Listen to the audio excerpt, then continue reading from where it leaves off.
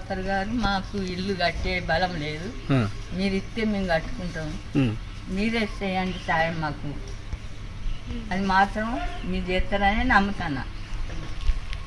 పోయేటట్టున్నది మీరు మాత్రం ఎప్పుడైనా చేసేదే, కానీ ఇప్పుడు అయితే మాకు ముందుగా కావాలి, ఇల్లు కావాలి మాకు. ఇప్పుడు ఇల్లు అయితేనే ఇక మా బాధ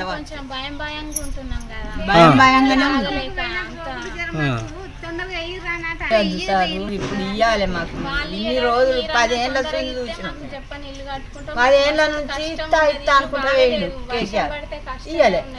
ఇప్పుడు మీరు కూడా త్వరగా ఇస్తేనే మాకు ఇల్లు అవుతుంది, మేము ఇంట్లో నివసిస్తాం. మీరు చూసారు కాబట్టి మళ్ళీ ఖచ్చితంగా ఇస్తారని మేము నమ్ముతున్నాం. అదేదో తొందరగా ఫస్ట్ లిస్ట్ లోనే మాకు ఇస్తారని మేము చెప్పిండు. ముందుగా మా హుస్నాబాద్ గడ్డ నుండి మినిస్టర్ అయిన పొన్న ప్రభాకర్ అన్న గారికి కృతజ్ఞతలు తెలుసుకుంటున్నాము.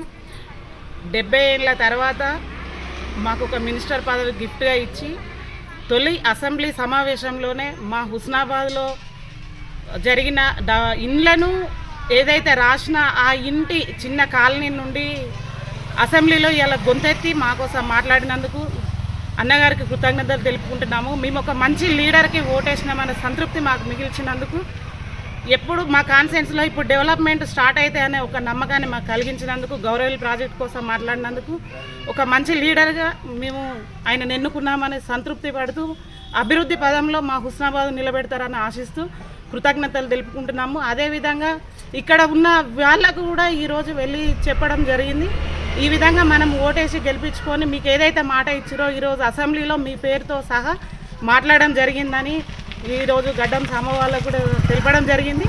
వాళ్ళు కూడా చాలా సంతృప్తిగా ఈరోజు కృతజ్ఞతలు తెలుపుకుంటున్నారు కుటుంబం కూడా.